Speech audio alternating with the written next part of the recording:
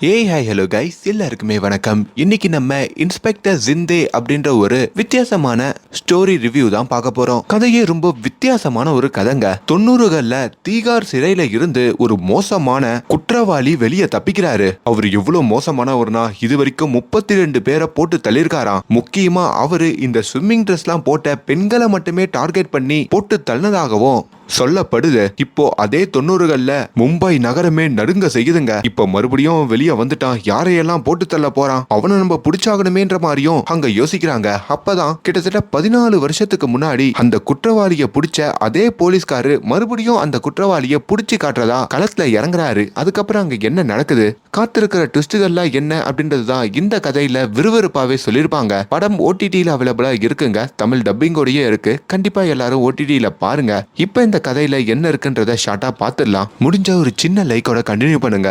ஏன்னா நம்ம போடுற வீடியோ நம்ம சப்ஸ்கிரைபர்ஸ்ல நிறைய பேருக்கு இப்ப காட்டுறது இல்ல. நீங்க முந்தின வீடியோ எடுத்து பார்த்தாலே தெரிஞ்சிருக்கும். முடிஞ்ச அளவுக்கு உங்க ஃப்ரெண்ட்ஸ் அண்ட் ஃபேமிலிக்கெல்லாம் ஷேர் பண்ணுங்க. பை தி வே, நான் கவின், நீங்க பாக்குறது நம்மளோட பிலிம் பை. படத்துடைய கதை 1990கள்ல தாங்க ஆரம்பிக்குது. அப்போ மும்பையை காமிக்கிறாங்க. அப்போ அமிதாப் பச்சன் சூப்பர் ஸ்டாரா இருந்த காலம், நம்ம உலக நாயகன் படம் எடுத்த காலம். அப்படிப்பட்ட பாம்பே சிட்டில காலங்காத்தால நம்ம ஹீரோ இருக்காரு பாத்தீங்களா, ஜிண்டே. அவரு பால் வாங்கறதுக்கு 2 கிளாஸை எடுத்துக்கிட்டு லைன்ல வந்து நின்னுட்டு இருக்காருங்க. என்னப்பா ஜிண்டே, எப்பவுமே 6 மணிக்கு வருவ, இன்னைக்கு ஒரு 10 நிமிஷம் லேட் ஆயிடுச்சு பாரு, லைன்ல பின்னாடி நிக்கிற அப்படின்ற மாதிரி ஒரு தாத்தா கிண்டல் பண்ண. அந்த தாத்தா ரேடியோல அப்ப ஏதோ ஒரு செய்தி கேட்டுக்கிட்டே வராரு. அதை கேட்டதும் அந்த தாத்தாவுடைய முகம் மாறுது. அந்த செய்தியிலையும் கார்ல் அப்படின்ற மாதிரி ஒரு பயங்கரமான குற்றவாளி இருக்காங்க, அவன் தீகார் சிறையில இருந்து தப்பிச்சிட்டான் அப்படின்ற மாதிரி ஒரு செய்தி தாங்க அது. இதை கேட்டதும் அவர் அதிர்ச்சியாகி, ஜிண்டே இந்த விஷயத்தை கேள்விப்பட்டியான்ற மாதிரி ஹீரோ கிட்ட சொல்ல வர. ஆனா அங்க நம்ம ஹீரோவே பால் வாங்காம ஹரக்க பறக்க நேரா தன்னுடைய வீட்டுக்கு வர மாதிரியும், ஹீரோவோட வீட்டு வாசல்ல ஒரு போர்டு இருக்கோங்க, ஹீரோ வீட்டுக்குள்ள இருந்தா இன், வெளியே போயிட்டாருன்னா அவுட்ன்ற மாதிரி போட்டிருக்கோம். அப்படி இன் அப்படின்ற மாதிரி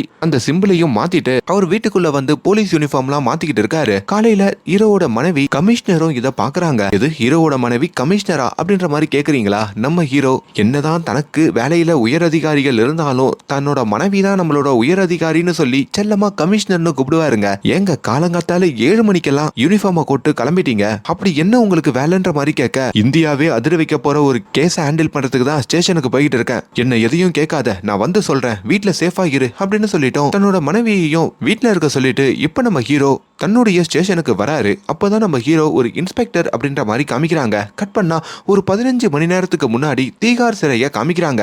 அந்த தீகார் சிறையில தான் அந்த பயங்கரமான குற்றவாளியான இந்த படத்துடைய வில்லன் கார்ல் அப்படின்ற மாதிரி ஒருத்தர் இருக்காருங்க.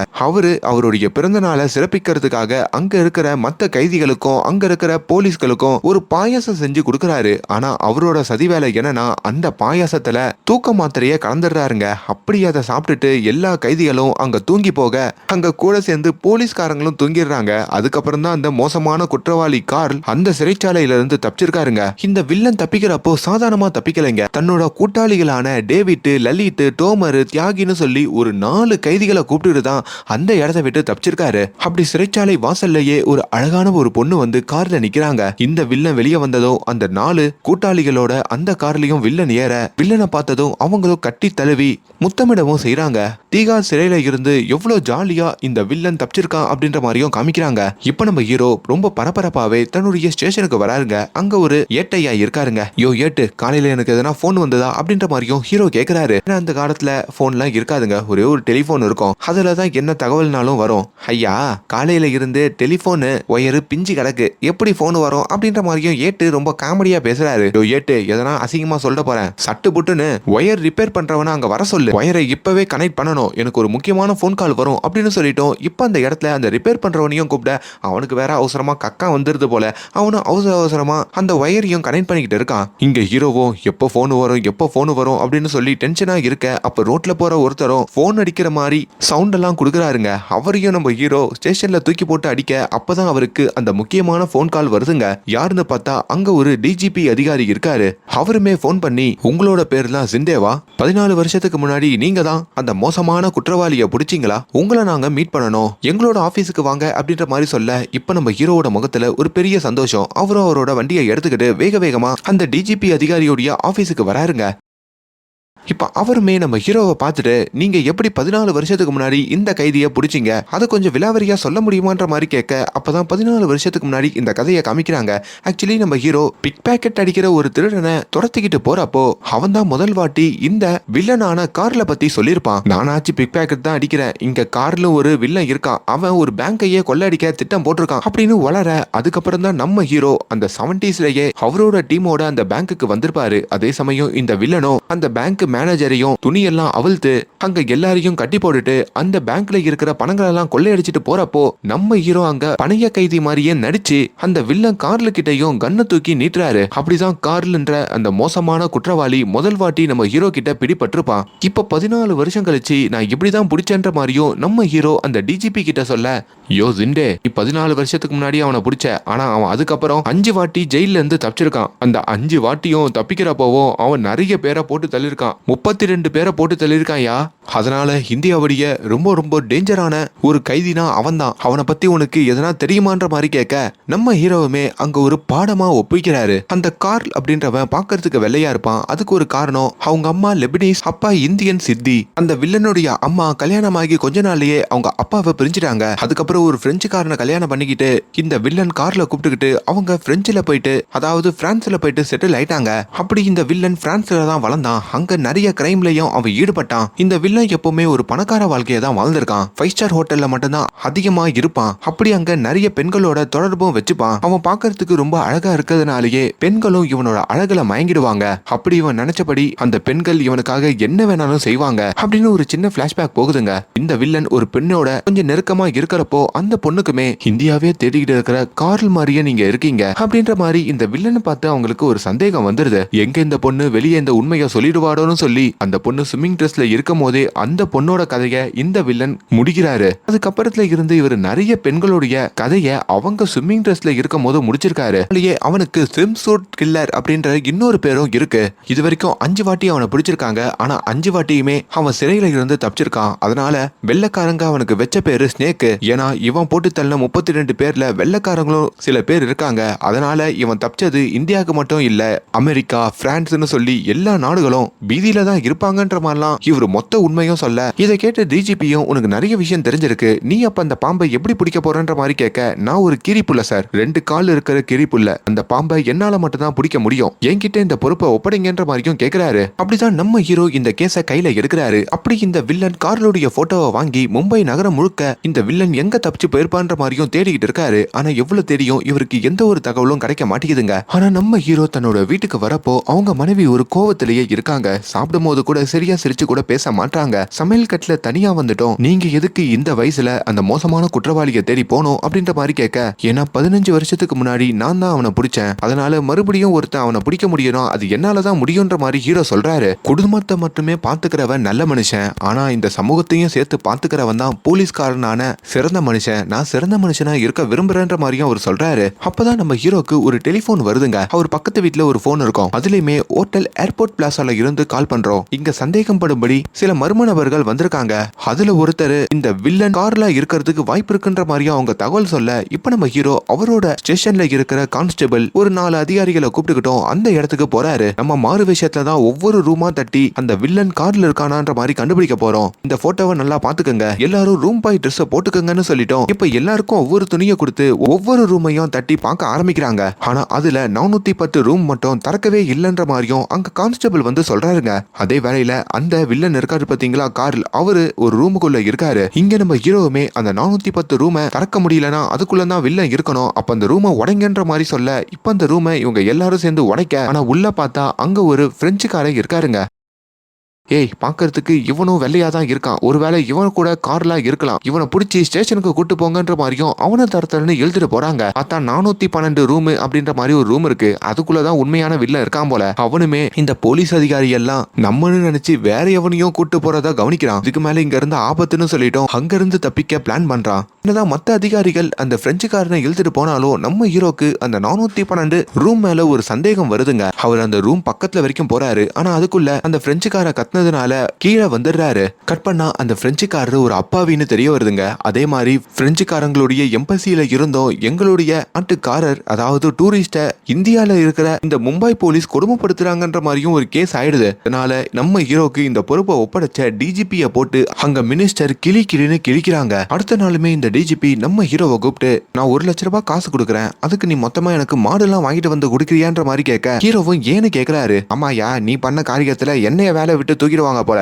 கடைசியில மாடுதான் மேய்க்கணும், அதான் இப்பயே மேய்க்கலான்னு இருக்கேன், நீ எதுக்கு பிரெஞ்சுக்காரெல்லாம் கைது பண்ணிக்கிட்டு இருக்க, ஒழுங்கா அந்த வில்லன் கார்ல தேடுற வேலையை மட்டும் பாரு, மேலிடத்துல இருந்து பயங்கர பிரஷர், இல்லனா உன் வேலை என் வேலை எல்லார் வேலையும் முடிஞ்சிடும் அப்படின்ற மாதிரியும் இப்ப இந்த டிஜிபி அதிகாரியும் சொல்றாரு. கட் பண்ணா இப்ப இந்த வில்லன் இருக்காரு பாத்தீங்களா, அவர் ஒரு ஏர்போர்ட்டுக்கு வராருங்க. அப்படி நம்ம வில்லன் போட்டோவை வச்சுக்கிட்டோம் அங்க நிறைய போலீஸ் அதிகாரிகள் அவரை தேடிக்கிட்டு இருக்க, ஆனா அவங்களுக்கு எல்லாம் டிமிக்கி கொடுத்துட்டு அவர் எங்கேயோ கிளம்புற மாதிரி காட்டுறாங்க. இப்ப நம்ம ஹீரோவோ அதே ஏர்போர்ட்டுக்கு வராரு. அந்த ஏர்போர்ட் வாசல்ல ஒரு நோட்டீஸ் ஒட்டிருப்பாங்க, அதாவது இந்த வில்லனுடைய போட்டோவை யாருன்னா பாத்தீங்கன்னா சொல்லுங்கன்ற மாதிரி அதுல போட்டிருக்கோம். ஆனா அந்த போட்டோ மேலயும் இந்த villain I love you Mumbai police அப்படின்ற மாதிரி எழுதிட்டு நான் கிளம்புறேன்ற மாதிரியும் எழுதி வச்சிருப்பாரு. இதையும் நம்ம ஹீரோ பார்த்து டென்ஷன் ஆகுறாரு. அப்பா அவன் மும்பைல இல்ல வேற எங்கேயோ தப்பிச்சு போயிருக்கான், அவன் எங்க போயிருக்கான் அப்படின்ற மாதிரியும் தேட ஆரம்பிக்கிறாரு. நம்ம ஹீரோக்கு ஜோசப் அப்படின்ற மாதிரி ஒரு நண்பன் இருப்பாருங்க. காமெடி சொன்னா கூட சிரிக்க மாட்டாரு. அவரு கூடயும் நம்ம ஹீரோ உட்காந்து டிஸ்கஸ் பண்ணிக்கிட்டு இருக்க நம்ம கார்லுடைய ஹிஸ்டரி எடுத்து பார்த்தா அவன் நிறைய வெளிநாட்டுக்காரங்கள் எல்லாம் போட்டு தள்ளிருக்கான்ற மாதிரி நம்மளுக்கு தெரியுது.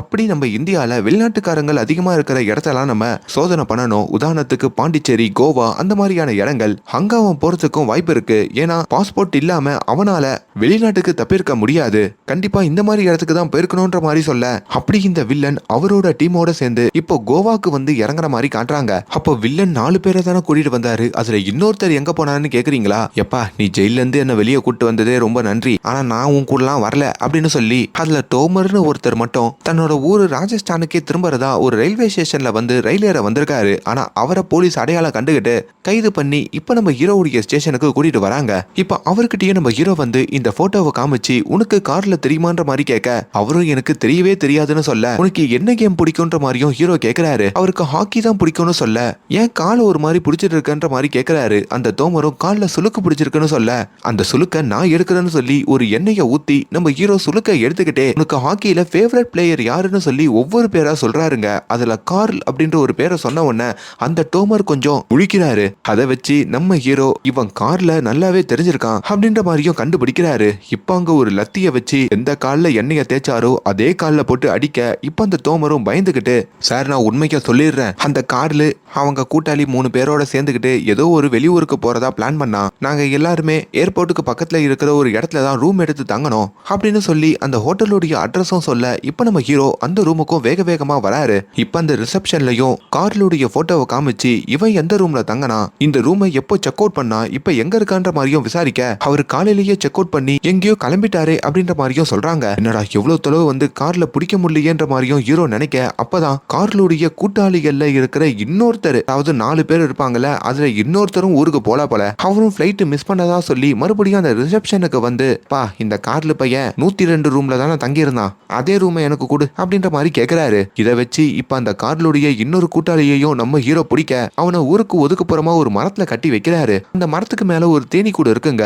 நீ மட்டும் இப்ப கார்ல எங்க போனான்னு உண்மையை சொல்லனா இந்த தேனி கூட்ட கலைச்சு விட்டுருவேன், அப்புறம் தேனி எல்லாம் உன்னை கடிச்சிடும், நீ போய் சேர்ந்துருவ, என்ன சொல்றன்ற மாதிரியும் ஹீரோ ஒரு கல்லை எடுக்க அதை பார்த்துக்கிட்டு பயந்துகிட்டு அவனும் கார்ல அவனோட நண்பர்கள் 2 பேரோட இப்ப கோவாக்கு தான் போயிருக்கான்ற மாதிரியும் உண்மையை சொல்லிடுறாரு. கோவாக்கு எப்படி போனா, பிளைட்ல போனா, கோவால போயிட்டு எதனா பைக் வாங்கினான்ற மாதிரி கேட்க இப்ப அந்த நபரும் ஆமா ஒரு பைக் வாங்கினா, அந்த பைக்கோட நம்பர் 5460 அப்படின்ற மாதிரியும் வளர கட் பண்ணா இப்ப கோவால இருக்கிற நம்ம வில்லன் கார்ல காமிக்கிறாங்க.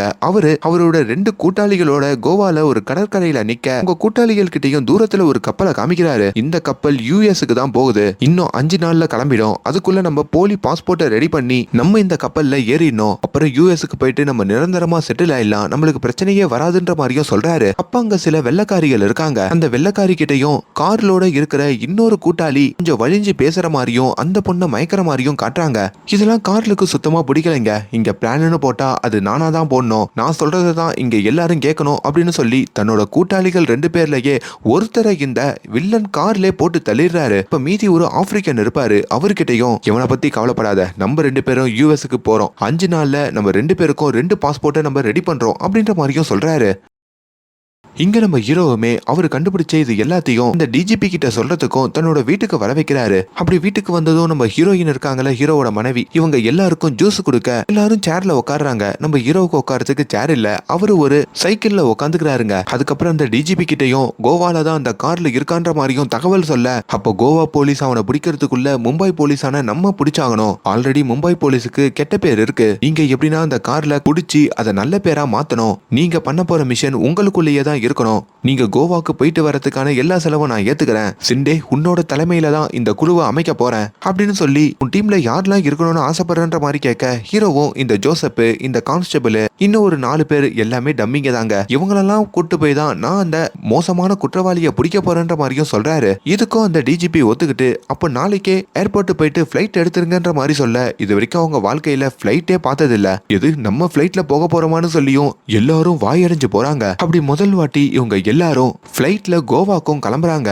டிஜிபி சொல்லியிருப்பார்ல, நீங்க அந்த ஊர்ல போயிட்டு ரகசியமா தான் அந்த கார்ல தேட போறீங்கன்ட்டு. அதுக்காக இவங்க அவங்கள போலீஸ்னு காட்டிக்காம ஒரு டூருக்கு வந்திருக்கோம், ஒரு ஃப்ரெண்ட்ஸ் கேங்கு அப்படின்ற மாதிரி தான் காட்டிப்பாங்க. நம்ம ஹீரோவும் தான் மனைவி கிட்ட இந்த மிஷனுக்கு கிளம்புறதுக்கு முன்னாடி கோவாக்கு போறேன்னு சொல்லியிருப்பாரு. அவங்களும் கொஞ்சம் பயப்படுவாங்க. அவங்க மனைவி ரொம்ப வெள்ளந்தியானவங்க, அங்க நிறைய பொண்ணுங்க உங்களை மயக்கிறதுக்குனே வருவாங்க, எனக்கு ரொம்ப பயமா இருக்குன்ற மாதிரிலாம் அவங்க ஹீரோவை போக வேணான்னு சொல்ல, ஆனாலும் ஹீரோ அது வேலை, நான் எப்பவுமே உனக்கு தான் உண்மையா இருப்பேன்ற மாதிரிலாம் சொல்லியிருப்பாரு. அதை நம்பி அவங்களும் ஒரு டைப்ரைட்டர்ல ஆல் தி பெஸ்ட் அப்படின்ற ஒரு லெட்டரையும் எழுதி ஹீரோ பாக்கெட்ல வச்சிருப்பாங்க. ஹீரோவும் அதை இப்ப எடுத்து பிளைட்ல பார்த்து சிரிச்சுக்கிட்டு இருக்காரு.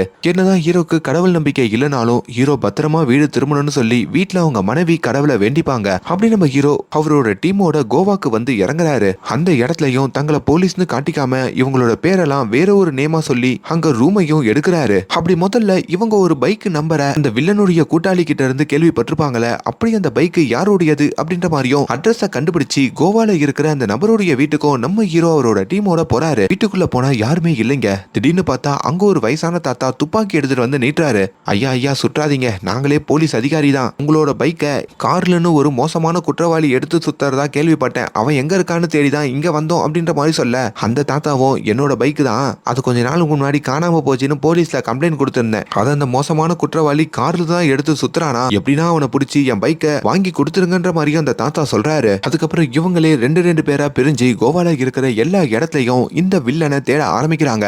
அப்படிதான் கோவால ஒரு பப் இருக்குங்க, அந்த பப்புக்கு கண்டிப்பா இந்த வில்லன் வருவான் அப்படின்னு சொல்லியும் இவங்க எல்லாரும் கோட் ஷூட் எல்லாம் போட்டுக்கிட்டு மாறு வேஷத்துல அந்த பப்புக்கு வராங்க.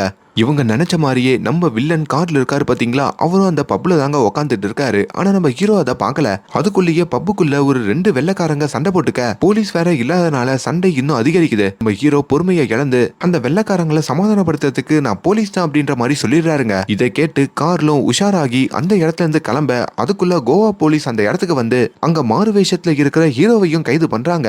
ஏண்டா நாங்க போலீஸா இருக்கும் போது நீ யாரா போலீஸ்னு சொல்ற அப்படின்ற மாதிரியும் ஹீரோவை கூப்பிட்டு கேட்க, ஹீரோவும் அங்க என்ன பண்றதுன்னு தெரியாம தான் மும்பை போலீஸ் தான் அப்படின்ற மாதிரியும் ஒத்துக்கிறாரு. மும்பை போலீஸான உங்களுக்கு என்ன வேலை அப்படின்ற மாதிரி ஹீரோ கிட்ட கேட்க, நான் சும்மா பிக்னிக்கு வந்திருக்கேன், இது என்னோட மச்சான் அப்படின்ற மாதிரியும் கூட இருக்கிற அந்த கான்ஸ்டபிளை தான் மச்சான்ற மாதிரியும் ஏமாத்தி அந்த கோவா போலீஸ் கிட்டையும் என் பொண்டாட்டி என்ன ரொம்ப இம்சை பண்றா, அதான் கோவால ஃபன் பண்ண வந்தன்ற மாதிரிலாம் சமாளிச்சுட்டு அந்த இடத்துல இருந்தோம், அதாவது போலீஸ் ஸ்டேஷன்ல இருந்தோம் அவரு கிளம்புறாரு. இன்னொரு வேலையில டிஜிபி கிட்ட இருந்தோம் நம்ம ஹீரோக்கு போன் கால்லாம் வந்து அந்த பாம்பை பிடிச்சியா இல்லையா, சீக்கிரம் புடி, மேலிடத்துல இருந்து பிரஷரா இருக்குன்ற மாதிரிலாம் இன்னும் அவரை பிரஷர் படுத்த, ஹீரோ அவரோட டீமோட பேசிட்டு இருக்கும் போதோ அவன் தீகா சிறையில இருந்து தப்பிச்சு 15 நாள் ஆகுது. ஆனாலும் அவன் வெளிநாட்டுக்கு போகாம கோவால சுத்திட்டு இருக்கானா, அவன்கிட்ட பாஸ்போர்ட் இல்லைன்னு அர்த்தம். அப்படி அவன் பாஸ்போர்ட் ரெடி பண்ணி வெளிநாட்டுக்கு தப்பிக்கிறதுக்குள்ள நம்ம அவனை பிடிச்சாகணும்ன்ற மாதிரி சொல்ல, இங்க இந்த வில்லனுமே அங்க சில வெள்ளைக்காரர்களோட ரொம்ப நட்பா பழகுற மாதிரி காட்டுறாங்க. அவங்க எல்லாம் யூஎஸ் காரங்க போல. அப்படி அவங்களுக்கும் தண்ணியை ஊத்தி கொடுத்து ஒரு கடற்கரை ஓரம் வந்து அவங்கள போட்டு தள்ளிட்டு